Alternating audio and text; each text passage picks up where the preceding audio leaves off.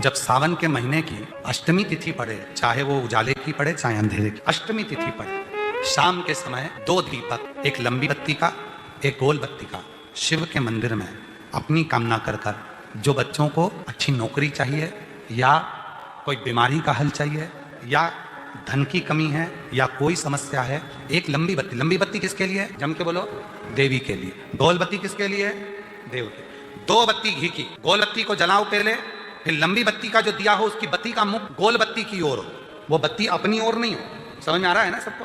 गोल बत्ती के सामने अष्टमी के दिन प्रदोष के समय पर लंबी बत्ती का दीपक, पहले गोल बत्ती का दिया जलाया, फिर ये लंबी बत्ती का मुख उधर की ओर कर दीपक को जब हम प्रज्वलित करते हैं और अपनी जो कामना दोनों दीपक के सम्मुख में करते हैं, वो कामना पूर्ण होकर ही रहती है। पर करना क्या है? दोनों अष्टमी, सावन के महीने में जो उजाले पक्ष की अष्टमी आएगी उस पर भी करना है, और जो अंधेरे पक्ष की आएगी उस पर भी। आज भी नियम है महाराज, कोई मदिरा पान में डूबा है, कोई वेश्यावृत्ति में डूबा है, कोई मांसाहार में डूबा है, कोई गलत काम में जुए आदि में डूबा हुआ है। तुम छुड़ा कर रह गए कि मत जा, मत कर, तुम छुड़ा कर रह गए। तो शिव महापुराण का एक बड़ा सुंदर भाव वर्णन करा गया है। शमी के 5 पत्ते, बेलपत्री के 5 पत्ते, बेर के 5 पत्ते, क्या क्या चीज है जरा जम के बोलो। शमी के 5 पत्ते, बेर के 5 पत्ते और बेलपत्री के 5 पत्ते। महाराज, श्रावण महीने की दोनों अष्टमियों में से कोई भी अष्टमी, ये भी जरूरी नहीं है कि सोमवार की ही अष्टमी थी। श्रावण महीने की दोनों अष्टमियों में से कोई भी अष्टमी को बेर के पत्ते पर लाल चंदन, बेलपत्री के पत्ते पर पीला चंदन, शमी के पत्र पर केवल कोई चंदन लगाने की जरूरत नहीं, सादा, केवल एकदम कुछ भी उसमें लगाकर नहीं, सिंपल।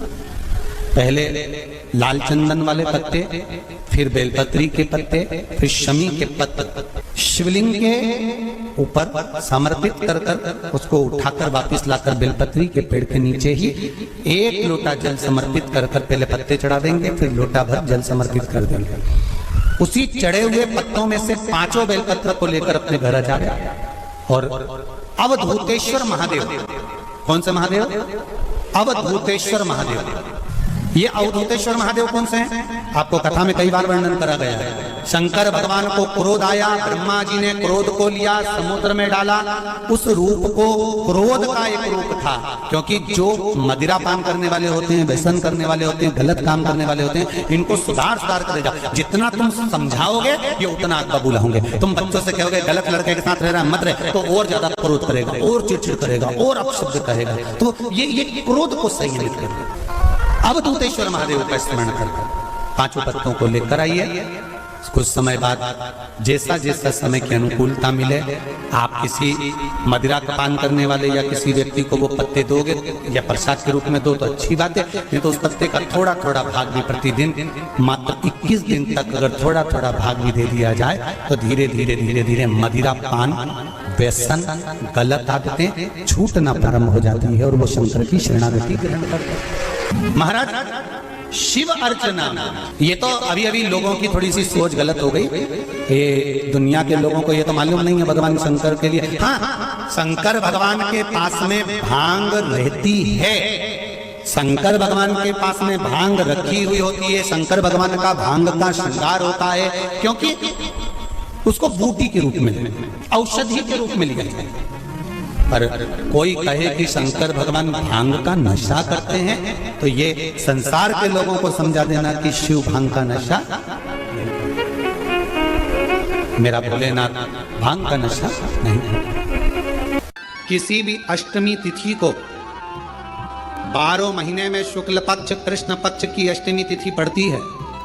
यदि किसी भी अष्टमी तिथि को अगर किसी ने नियम बनाया 5 अष्टमी का, 8 अष्टमी का, 7 अष्टमी का, 1 कनेर का पुष्प शिवजी के शिवलिंग को समर्पित करना, अशोक सुंदरी के स्पर्श करना, और जो जलाधारी होती है, जैसे ये शिवलिंग है, ये जलाधारी है, तो पहले शिवलिंग पर स्पर्श, फिर अशोक सुंदरी का स्पर्श, फिर जलाधारी पर कनेर का पुष्प शिव जी की ओर मुख कर कर, अर्थात जैसे मानो ये कनेर का पुष्प है, तो ऐसा शिवलिंग का स्पर्श करते हुए जलाधारी पर जो समर्पित करता है भगवान शंकर उसके मन की कामना को पूर्ण जरूर करते हैं। एक कनेर का विवाह नहीं हो रहा, हम तो टेंशन में पड़ गए, लड़की 28 साल 30 साल का लड़का हो गया, विवाह नहीं हो रहा, कुछ मत करो।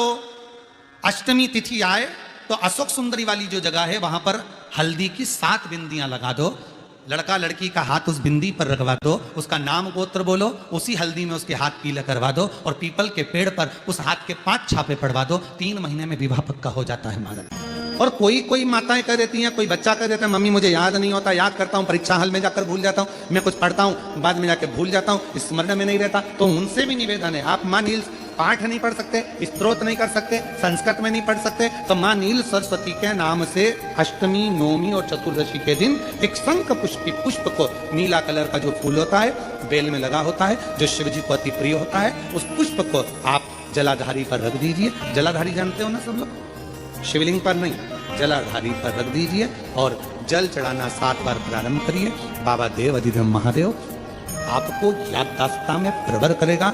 परीक्षा हॉल में जितना तुम याद कर कर गए हो, अच्छी मेहनत कर कर गए हो, तो भूलोगे नहीं, तुम्हारी बुद्धि तीव्र होती चली जाए, प्रबल होती चली। किसी भी अष्टमी पर 1 बेलपत्र 3 शमी पत्र आप कभी दिल से, कभी मौका मिले हृदय से अशोक सुंदरी वाली जगह का स्पर्श कर कर भगवान शंकर के शिवलिंग पर एक बार समर्पित कर कर देखना और दूसरे वर्ष इंतजार करना कि तुमने अष्टमी के दिन बाबा को शमी पत्र बेलपत्र दिया था, क्या बाबा ने तेरे घर में धन और वैभव दिया कि नहीं दिया। जो स्थिति में गाड़ी चल रही थी वो स्थिति की गाड़ी तेरी पार हुई कि ना।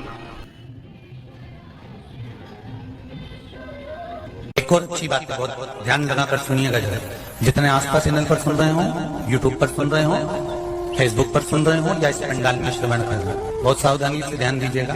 कभी श्रावण महीने में अगर आप शंकर जी के मंदिर में जाएं और शिव मंदिर किसी वृक्ष के नीचे हो, बट वृक्ष के नीचे हो, चाहे पीपल के वृक्ष के नीचे हो, चाहे वो आंवले के वृक्ष के नीचे हो, चाहे वो बेलपत्री के वृक्ष के नीचे हो, चाहे वो शमी के वृक्ष के नीचे हो, चाहे जिस वृक्ष, कोई भी वृक्ष के नीचे अगर कोई शिवालय है, शंकर जी का कोई मंदिर या शंकर जी का कोई शिवलिंग रखा हुआ, तो एक दुर्वा किसी भी श्रावण महीने में तुम जब भी किसी शिवालय में जाएं, जिस वृक्ष के नीचे शिवलिंग, उस शिवलिंग पर ये शिवलिंग रखा हुआ है, ये जलाधारी, जलाधारी पर जहां शिवलिंग रखा हुआ है वहां कटी भाग माता पार्वती जी का हस्तकमल, उसके ऊपर रखा हुआ है शिवलिंग, सामने अशोक सुंदरी और भगवान शंकर के दोनों पुत्र गणेश कार्तिकेय, ऊपर से जल गिरता है जया विशाखा शामलीवारी द्रौपदी देव, ये भगवान शंकर की 5 बेटियां। तो जो कटी भाग,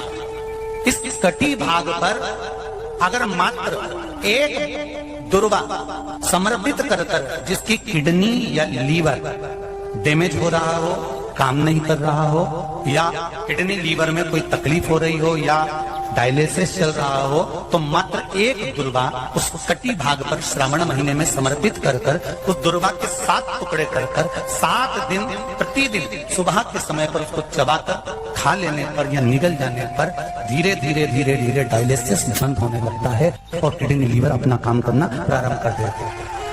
एक दुर्वा, कितनी दुर्वा?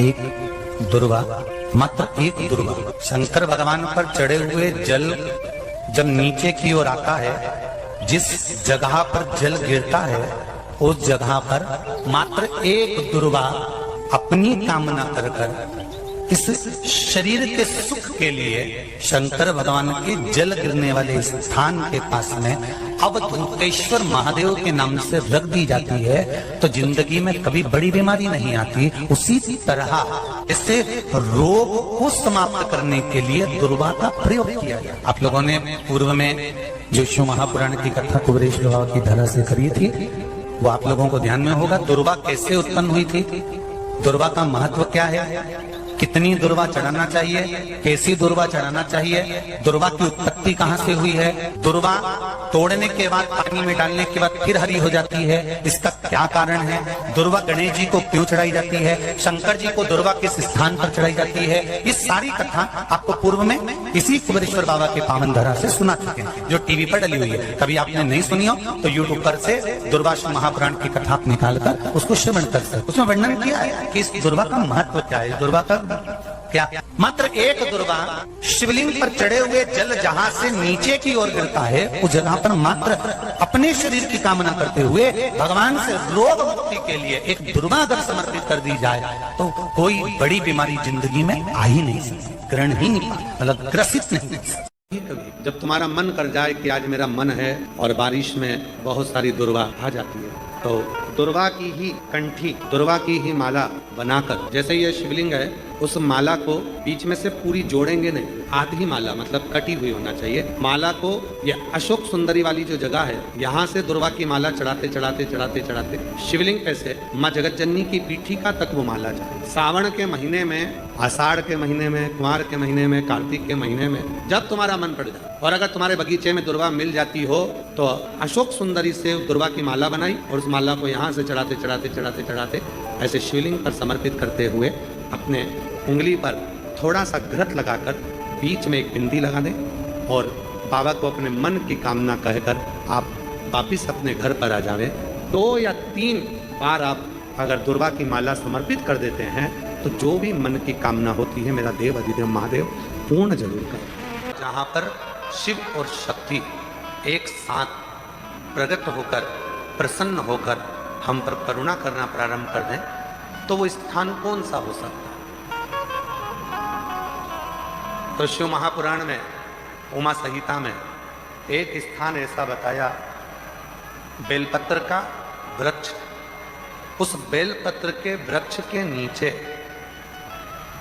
जब जल चढ़ाकर हम दीपक प्रज्वलित करते हैं लंबी बत्ती का, कौन सी बत्ती का, वो रुई की जो लंबी बत्ती होती है उसको घी में डुबोकर हम दीपक प्रकट करते हैं,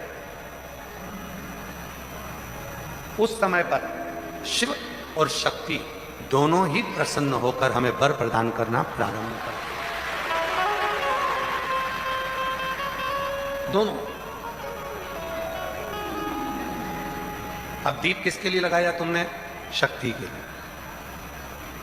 जल किसके लिए चढ़ाया आपने? देवाधिदेव महादेव, दोनों को प्रसन्न कर। और देवी को जब कोई दीप लगता है, कुल देवी को, माँ आद्य शक्ति जगतजननी जगदम्बा दुर्गा भवानी को, माँ वीणा वादनी को, माँ शारदा को, माँ संतोषी को, माँ लक्ष्मी को, माँ जगतजननी दुर्गा भवानी को, कोई भी माता को यदि दीपक लगाया जाता है तो वो बत्ती गोल नहीं होती, वो फूल बत्ती का नहीं होता। माँ आद्य शक्ति, माँ जगतजननी दुर्गा भवानी को, लक्ष्मी को, शारदा भवानी को, माँ वीणा वादनी को, माँ पार्वती को, भगवान माँ आद्य जगतजननी दुर्गा भवानी को अगर कोई दीप लगाया जाता है तो वो बत्ती हमेशा लंबी होती। लंबी बत्ती क्यों, गोल बत्ती क्यों नहीं? तो कहा जब हम माँ आद्य शक्ति जगतजननी को लंबी बत्ती का दीपक लगाते हैं तो हमारा वंश बढ़ता चले जाता है, वो वंश घटता नहीं, वो वंश नहीं घटता, बढ़ता। इसलिए शिव और शक्ति, देवी को अगर प्रसन्न करना है तो अग्नि से होगा और अगर महादेव को प्रसन्न करना है तो जल से। तो कोई ऐसा स्थान जहां पर ये दोनों हम क्रम करें और हमारे ऊपर शिव और शक्ति की करुणा बरसे, तो कहा वो है बेलपत्री का वृक्ष। पहले जल समर्पित करो, उसके बाद लंबी बत्ती का अगर एक दीपक भी हमने महीने भर में एक बार भी लगा दिया तो याद रखना शिव और शक्ति हमारे जीवन में इतनी तरक्की देना प्रारंभ करते हैं कि हमारे सारे मार्ग सुलभ होते चले। एक शिव महापुराण में सुना है शंकर भगवान पर 108 कुछ भी शिव को चढ़ाना चाहिए, श्रावण के महीने में। हमने पहले भी कहा था, पिछले लॉकडाउन की कथा निकालिए और श्रावण के महीने की कथा निकाल कर सुनना। उसमें कहा था आपके पास कुछ भी नहीं है तो 108 चावल के दाने चढ़ाइए, 108 मूंग के दाने चढ़ाइए, 108 आप चाहे तो सरसों के फूल चढ़ाइए, 108 चाहे तो सफेद पुष्प चढ़ाइए, 108 चाहे तो गुलाब की पत्तियां चढ़ाइए। पर सावन के महीने में एक नियम बनाना कि मैं 108 ये वस्तु शिव को समर्पित करती हूँ। उसका कारण क्या है? तो स्कंद पुराण में लिखा है शंकर भगवान को सावन के महीने में जब हम 108 कोई वस्तु समर्पित करते हैं तो शंकर उसको लाख और करोड़ों गुना कर कर हमको पूरे वर्ष में प्रदान कर देता है। इस श्रावण महीने की जो महापुराण की कथा यहाँ में 3 चीजों का वर्णन बड़ा विशेष आया है। महादेव, जम के बोलो पहले, महादेव। दूसरा नंबर पर है भोला, जिसको कहते हैं भोला शंकर। तीसरे नंबर पर है हर हर। इन 3 उच्चारण को व्यक्ति को, वैसे तो आप कभी भी महादेव बोलो, हर हर महादेव बोलो, भोला शंकर बोलो, मना नहीं है, पर इन 3 उच्चारण को कहीं कहीं बहुत जरूरी में ले लेना चाहिए। पहला, जब आप किसी कार्य के लिए आगे बढ़ रहे हो और वो कार्य हो ही नहीं रहा, बहुत प्रयास कर लिया आपने और वो काम हो ही नहीं रहा, अथक प्रयास कर कर थक गए, तब घर से जब निकलो तो एक विचार कर कर निकला, मुख से कहकर निकलना कि आज मैं इस कार्य के लिए जा रहा हूं और मेरे साथ मेरा महादेव जा रहा है। कौन जा रहा है? महादेव जा रहा है। वापिस आओगे, ज्यादा से ज्यादा ये होगा 15 दिन, 20 दिन, 25 दिन, 30 दिन लगेंगे। जो कार्य कर कर आए हो उसका रिजल्ट आपके पक्ष में जरूर आएगा, क्योंकि महादेव को आप साथ लेकर जा रहे हैं। अगर हमने किसी की निंदा कर दी है, हमने किसी की निंदा श्रवण कर ली, हमारे मुख से हमने अपशब्द कह दिया, हमारे मुख से हमने किसी को ताना दे दिया, हमारे मुख से हमने किसी को गाली दे दिया, हमारे मुख से हमने किसी को आड़ा टेढ़ा बोल दिया, तो दिन भर में कम से कम 3 बार या तो गंगा जी का स्मरण कर लेना चाहिए, हर हर गंगे, या फिर नर्मदे हर, और अगर ये भी नहीं कर सकते तो हर हर महादेव। 3 बार मात्र स्मरण कर लेने से जीव के मस्तक का जो पाप है वो क्षीण होने लगता है। समाप्त। तीसरे नंबर पर है भोले शंकर।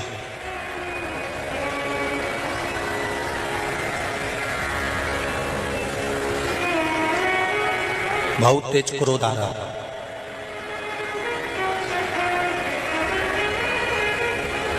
दो निर्णय पर आप बैठे हुए हो।